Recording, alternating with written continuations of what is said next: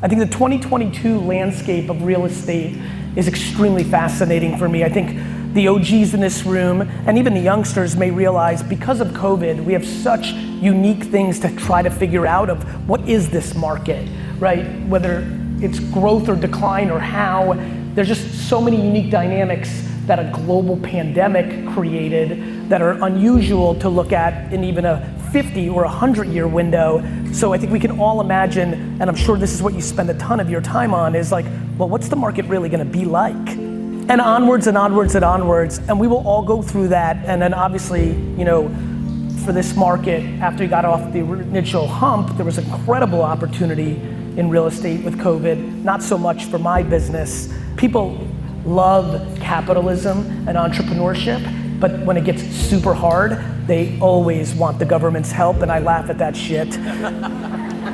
What I also know, back to the joke I just made about the government helping, is if you are not the queen and the king of your domain of brand building and marketing, nobody's gonna help you. The lack of patience in actually building relationship on social. See, my thing with real estate agents and firms is really fascinating. In real life, there's actually an incredible level of patience and relationship building going on with the people that win. You're all good to get in there with the PTA. You're awesome at some softball coaching. Listen to me. 99% of the content in social, forget about real estate, the industry. You know, I have 2,000 people globally. We have all sorts of data scientists, nerds that can't even look you in the face because they only care about math.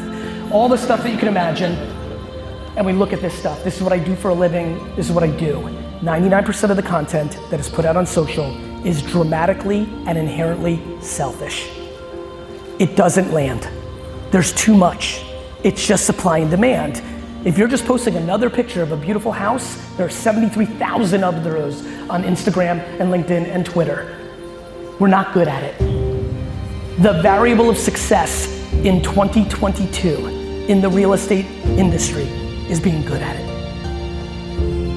This is very important. There are OGs in this crowd who have dominated their local market for 15 years, relationship on relationship on relationship, who are starting to lose market share to first-year rookies because first-year rookies know how to make a TikTok. Woo! Yeah. This is important. Yeah, rookie! People in this room that are putting their head in the sand that they need to be putting out, stick with me now, 7 to 12 pieces of content on social media a day.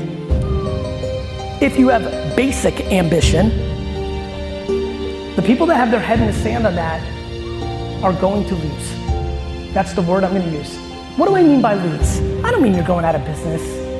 If the market's hot, the world's abundant. Nobody's really, when you're mad at that person in town, nobody's really taking your stuff. Like there's plenty of room for everybody. I mean it's gonna chip away day by day by day. And market share is important, especially when you're in this business and your market share is, quote unquote, somewhat limited. The stakes are extremely high for the people in this room to actually figure out how to do social media content. Social media content, along with creation, the rules are very simple. Be self-aware of what you are good at or enjoy so that you can actually achieve the amount of output. And then most importantly, what I started with, this industry has to find a better way to bring value than just telling people about the listing. The jab, jab, jab of right hook was very simple. Talk about other things. And then it's unbelievably okay once you've built up equity to ask, aka post the listing. You will close the listing. Your open house will be more attended if you've done a phenomenal job in actually bringing some level of value in your feeds. The problem is everybody goes so literal. I'm a real estate entity in this feed. I'm gonna talk about real estate. What people don't realize is all the strengths that so many of you have in the real world are the strengths that you can have in content. The thing that I really want to challenge this audience to think about is if you love golf or cooking or fishing, that should be a core component of your content strategy.